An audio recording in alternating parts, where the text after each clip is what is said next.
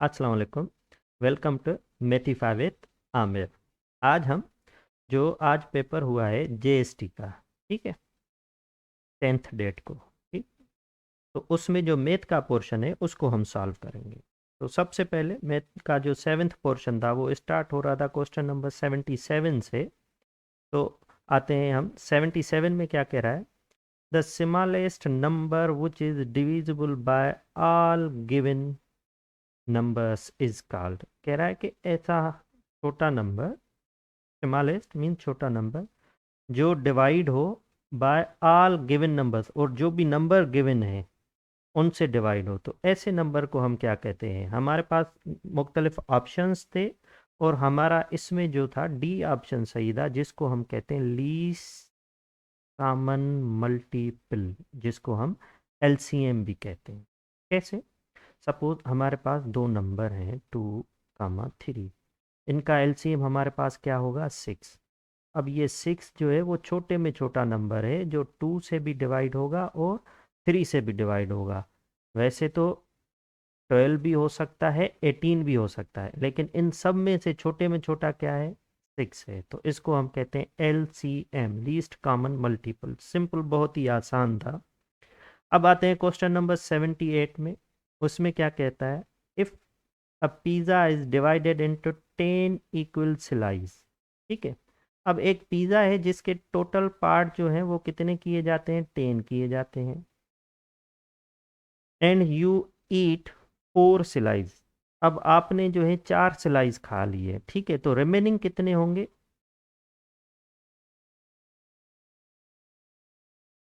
Remaining हो जाएंगे, total हमारे पास 10 थे, 10 में से आपने 4 खा लिए, तो रिमेनिंग हमारे पास हो जाएंगे 6, ठीक है। अब आगे क्या कहता है? The percentage of the pizza you did not eat. अब वो परसेंटेज बताओ जो आपने ना खाई हो, ठीक है। तो अब हम क्या करेंगे कि हमारे पास जो है 6 सिलाइज रिमेनिंग हैं और टोटल कितने थे? 10 थे। तो इसको हम रेशो में क्या लिखेंगे? 6/10, ये रिमेनिंग हो गया। अगर कहता कि आपने कितने खाए हैं तो हम क्या लिखते? 4/10, ठीक है।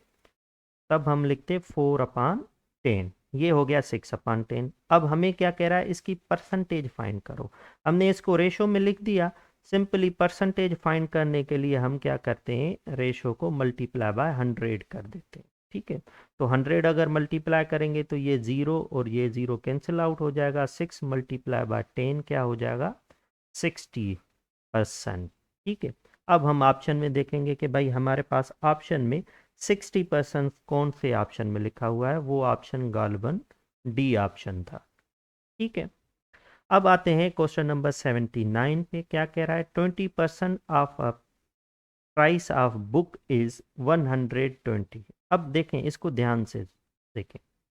कह रहा है 20% of the price of a book.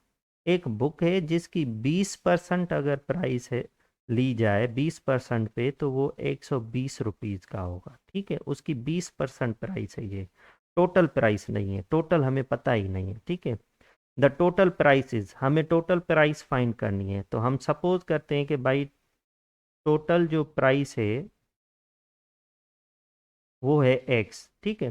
तो अब 20% ऑफ बुक कितना होगा? हम लिखेंगे भाई 20% ऑफ बुक, जो भी एक्स है, ठीक है। टोटल प्राइस एक्स है तो एक्स कह रहा हूँ भाई। 20% ऑफ एक्स जो है वो हमारे पास 120 है। अब इसको हम सिंप्लीफाई करेंगे, हमारे पास इक्वेशन बन गई। तो हम क्या लिखेंगे? 20% को मैं 20/100 लिख सकता हूँ, क्योंकि जब भी परसेंट हटाते हैं तो अपन में 100 लिख लेते हैं, ठीक है। Of x means multiply by x, ठीक है, इज इक्वल टू 120, ठीक है। अब रिड्यूस करेंगे, 21 × 20, 25 × 100, यहाँ पे आ गया 1/5। ये 5 यहाँ पे डिवाइड कर रहा है, इस तरफ ले जाएंगे तो क्या करेगा? मल्टीप्लाई। तो x is equal to 120 multiply by 5। इन दोनों को जब हम मल्टीप्लाई करेंगे, 5 × 12 = 60 और पीछे ये 0, 600। तो x जो हमारे पास टोटल प्राइस सपोज किया हुआ था वो 600 हो गई। टोटल प्राइस हो गई हमारे पास 600, ठीक है। अब आते हैं नेक्स्ट पार्ट पे। 80 में क्या कह रहा है, in a bag the ratio of red to blue ball. अब हमारे पास रेशो क्या है, रेड रेशो ब्लू, ठीक है। मार्बल्स इज 3:2, तो ये हो गया 3:2, तो मतलब रेड का रेशो है 3 और ब्लू का रेशो क्या है, 2 है। If there are 21 red marbles, अगर रेड मार्बल्स जो हैं वो 21 हैं, देन ब्लू मार्बल्स आर, आपने बताना है कि ब्लू मार्बल्स कितने होंगे, ठीक है। तो अब इसके दो तरीके हैं, एक तो हम प्रॉपर इन दोनों को रेशो को प्लस करें और पूरी इक्वेशन बना के सॉल्व करें। एक इजी मेथड क्या है कि हमें रेड का रेशो भी पता है और नंबर ऑफ बाल्स भी पता है, तो हम क्या करेंगे, एक रेशो फाइंड करेंगे कि भाई 1 रेशो किसके बराबर है, 1 रेशो, ठीक है। उसके लिए हम क्या करेंगे, 21 को डिवाइड करेंगे रेशो से। 21 टोटल बाल हैं और उसका रेशो क्या बन रहा था, रेड का 3।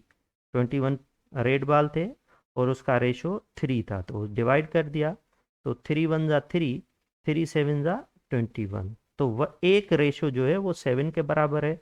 तो अब हमें ब्लू बाल फाइंड करने हैं, तो क्या हो जाएगा, ब्लू का रेशो क्या है, 2, 2 मल्टीप्लाई बाय 7, 2 7 जा हो जाएगा हमारे पास 14। तो हमारे पास जो नंबर ऑफ ब्लू मार्बल्स हैं वो हमारे पास हो जाएंगी 14। अब हम देखेंगे कि भाई 14 हमारे पास कौन से ऑप्शन में लिखा हुआ है, हम उसको सिलेक्ट करेंगे और 14 हमारे पास बी ऑप्शन में था, ठीक है। अब आते हैं क्वेश्चन नंबर 81 पे। 81 में क्या कह रहा है, the price of sugar is 100 more than the price of wheat, ठीक है, the ratio of their prices, ठीक है। अब शुगर की प्राइस जो है वो वीट से 100% ज़्यादा है, ठीक है। The price of sugar is 100% more than the wheat. Suppose कर लेते हैं कि वीट की प्राइस जो है वो x है, तो शुगर की प्राइस जो 100% ज़्यादा है मतलब 2x हो जाएगा, ठीक है, डबल हो जाएगा, ठीक है। अब हमें क्या कह रहा है, अभी the ratio of the prices is, अब हमें रेशो फाइंड करना है। अब सबसे पहले शुगर वर्ड यूज किया गया है, तो हम क्या करेंगे, शुगर रेशो वी, ठीक है। तो हमारे पास क्या हो जाएगा, 2x रेशो x। अब दोनों तरफ x है, x को रिड्यूस कर दिया, तो यहाँ पे क्या हो जाएगा, 2 रेशो, यहाँ पे तो कुछ भी नहीं है तो ये 1 होगा, ठीक है, क्योंकि यहाँ पे 1x था। तो भाई हमारे पास जो रेशो होगा शुगर टू वीट इज 2:1। अब हम देखेंगे हमारे पास कौन से ऑप्शन में 2:1 है, और वो गालबन बी ऑप्शन था, ठीक है। अब आते हैं नेक्स्ट पार्ट पे। इसमें क्या कह रहा है, the sum of ages of Saeed and his son is 60। Saeed की एज और उसके बेटे की एज जो है उसका जो सम किया जाता है तो वो 60 साल है, 60। If Saeed age is double, और सईद क्या है, अपने बेटे से डबल है, उसकी एज उससे डबल है। His son's age, then Saeed age, अब हमें सईद की एज बतानी है, ठीक है। तो अब हम क्या करेंगे, सबसे छोटा जो है हम उसकी एज को कंसीडर एक्स करेंगे, सन छोटा है तो हम कहेंगे भाई सन्स जो एज है इज इक्वल टू एक्स है। तो अब सईद की एज क्या हो जाएगी, उससे डबल है, उसने इक्वेशन में हमें क्या कह रहा है, सईद की एज उससे डबल है, तो सईद की एक्स हो जाएगी 2x, ठीक है। तो अब बेटे की एज है x और सईद की एज क्या है 2x, और फिर हमें दूसरी कंडीशन क्या थी, द सम ऑफ एजेस, मतलब दोनों की एजेस को अगर सम किया जाए तो मतलब सईद की एज 2x प्लस उसके बेटे की एज x को ऐड किया जाए तो वो किसके बराबर है, इज इक्वल टू 60, तो हम लिखेंगे 60। अब हमारे पास ये इक्वेशन बन गई, तो हम आसानी से इसको सिंप्लीफाई कर सकते हैं, तो क्या हो जाएगा, 2x प्लस एक्स क्या हो जाएगा, 3x इज इक्वल टू 60। फिर यहाँ पे मल्टीप्लाई कर रहा है, इस तरफ आ जाएगा, divide x is equal to 60/3, 3 1 जा 3, 3 2 जा 6, ठीक है। तो x इज इक्वल हमारे पास हो जाएगा 20। अब ये x इज इक्वल टू 20 जो है वो बेटे की एज है, क्योंकि हमने सन्स एज सिलेक्ट किया हुआ था x। अब हमें क्या फाइंड करना है, सईद एज पूछा गया है, then Saeed age is, Saeed की एज बतानी है, बेटे की नहीं बतानी। तो सईद की एज क्या थी, 2 इंटू एक्स, एक्स की वैल्यू 20 हो गई। तो भाई हमारे पास जो सईद की एज हो जाएगी वो क्या हो जाएगी, 2 multiply by 20 is equal to 40। तो भाई सईद की एज है 40। अब हम आते हैं कि हमारे पास 40 कौन से ऑप्शन में था। तो आप देखेंगे 40 हमारे पास जो था वो ऑप्शन नंबर बी था। तो बी ऑप्शन करें। ओके, नाउ अब हमें क्या कहता है, the end points of the diameter of the circle are 5 -5, 6 एंड 3, -4। अब आते हैं कि डायामीटर क्या होता है। एक सर्किल है, ये उसका सेंटर ऑफ सर्किल है। तो दो सर्किल के सरकमफरेंस से पॉइंट्स की लेंथ जो सेंटर से क्रॉस करे, ठीक है, उसको हम डायामीटर कहते हैं। ठीक है, तो अगर सेंटर से क्रॉस कर रही है वो लाइन, तो इसका मतलब वो सेंटर जो होगा वो इन दोनों से इक्वल डिस्टेंस पे होगा, बीच पे होगा। ठीक है, अब ये हमारी पॉइंट ए है और ये सपोज कर लेते हैं पॉइंट बी है। हमें सेंटर वाली पॉइंट्स की कोऑर्डिनेट्स बताने हैं। ठीक है, तो ए और बी से इक्वल डिस्टेंस पे सेंटर होता है डायामीटर में, क्योंकि ये भी रेडियस दोनों सेम इक्वल डिस्टेंस पे होंगे। ठीक है, तो हमारे पास कौन सा फार्मूला होगा, सिंपली मिड पॉइंट का फार्मूला। दो कोऑर्डिनेट्स अगर हमारे पास दो पॉइंट्स गिवन है तो उनकी मिड पॉइंट फाइंड करना, तो फार्मूला ऑफ मिड पॉइंट लगेगा। तो मिड पॉइंट का फार्मूला हमारे पास क्या कहता है कि अगर आपके पास दो पॉइंट्स हैं तो फार्मूला मिड पॉइंट कहता है x1 plus x2 divided by 2 comma y1 plus y2 divided by 2। ये हो जाएगी मिड पॉइंट का फार्मूला। ये हो जाएगा हमारे पास x कोऑर्डिनेट और ये हमारे पास हो जाएगा y कोऑर्डिनेट। ठीक है, अब आते हैं जो हमारे पास पॉइंट्स थे उनमें से x1 क्या है, x2 क्या है। तो फर्स्ट पॉइंट ये जो है ये x1 हो गया है और ये y1। ये सेकंड पॉइंट है, तो ये हमारे पास क्या हो जाएगा x2 और ये हमारे पास हो जाएगा y2। अब वैल्यूज पुट करेंगे सिंपली, तो भाई x1 मतलब -5 प्लस x2 क्या है 3 अपान 2 कॉमा y1 हमारे पास क्या होगा 6 प्लस y2। तो अब y2 हमारे पास क्या है -4, तो ये -4 अपान में 2। अब इनको सिंप्लीफाई करते हैं, तो -5 प्लस 3 क्या हो जाएगा 2 हो जाएगा। ठीक है, तो हम इसको लिखेंगे 2 अपान 2। ठीक है, प्लस इंटू माइनस, -6 -4, तो ये भी क्या हो जाएगा हमारे पास 2 अपान 2। अच्छा ध्यान से देखिएगा, यहाँ पे -5 बड़ा नंबर था, -5 प्लस 3, तो ये -2 होगा। ठीक है, अब इनको रिड्यूस करें, बीच में कामा लगेगा, 2 1 जा 2, 2 1 जा 2, 2 1 जा 2, 2 1 जा 2। तो हमारे पास क्या हो गया 1 अपान 1, जिसको हम लिख सकते हैं -1 कॉमा 1। ये हमारी हो गई सेंटर की पॉइंट्स -1 कॉमा 1। ठीक है, अब आते हैं ऑप्शन में, हमारे पास कौन सा ऑप्शन में 1,1 कोऑर्डिनेट गिवन था, वो ऑप्शन था बी। तो इसका जो करेक्ट ऑप्शन था वो बी था। ठीक है, अब आते हैं नेक्स्ट। नेक्स्ट में क्या करा है, the distance around a 2 dimensional closed shape is called. इसका मतलब क्या है, इसका मतलब इसको आप ऐसे समझ लें। हाँ, ठीक है, ये 2 डायमेंशनल हमारे पास क्लोज शेप है।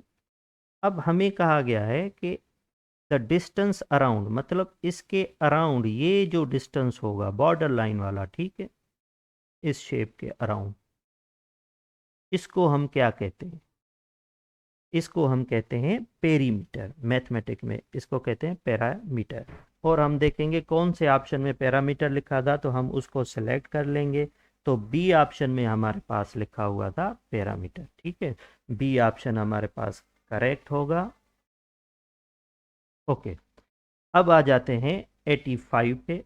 85 में हमारे पास क्या कह रहा है, the interest is equal to the product of principal rate and time. Simple हमारे पास एक फार्मूला है, कह रहा है कि इंटरेस्ट जो है वो बराबर है किसके, product of principal amount into rate into time. अब आप ये समझ जाएं, सिंपल सा हमारे पास ये फार्मूला आ जाएगा इंटरेस्ट वाला। इंटरेस्ट वाले चैप्टर जो 8th में है चैप्टर है, तो इसको हम क्या कहते हैं? इसको हम कहते हैं सिंपल इंटरेस्ट। क्या कहते हैं? Simple interest. तो हमारे पास देखेंगे ऑप्शन कौन सा सही है जिसमें सिंपल इंटरेस्ट लिखा हुआ है, वो ऑप्शन ए है जिसमें लिखा हुआ है सिंपल इंटरेस्ट। ठीक है, अब आ जाते हैं क्वेश्चन नंबर 86 पे। 86 में क्या कह रहा है? Assess a sentence having one or more unknowns. भाई ऐसा सेंटेंस जिसमें एक या एक से ज्यादा अननोन हो। अब अननोन का मतलब क्या है? वेरिएबल। ठीक है,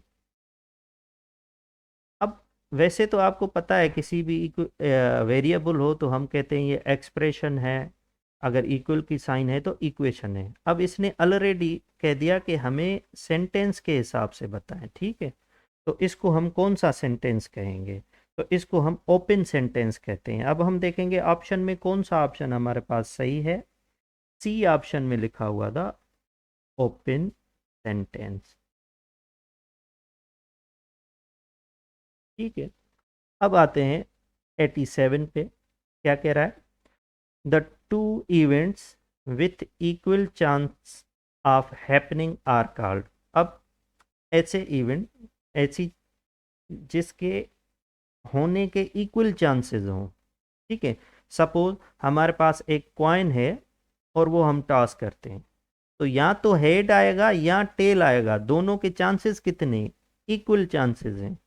तो फिर उसको हम क्या कहते हैं? अगर दोनों चांसेस के इक्वल चांसेस हो तो वो हमारे पास सी ऑप्शन में हुआ लिखा हुआ था इक्वली लाइकली इवेंट्स। उसको हम कहते हैं इक्वली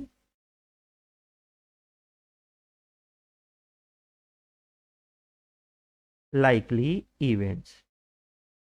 मतलब दोनों के जो चांसेस हैं 50-50% चांसेस हैं, तो हम उसको कह देते हैं इक्वली लाइकली इवेंट्स। अब हम आते हैं क्वेश्चन नंबर 88 पे। कह रहा है the average income of one group of 6%। एक ग्रुप में क्या है? 6% हैं, इज आर एस 50,000। उसकी एवरेज इनकम जो है वो 50,000 है। ठीक है, and the average of other group of 4%, जो 4% का दूसरा ग्रुप है उसकी जो एवरेज इनकम है वो 75,000। The total income of.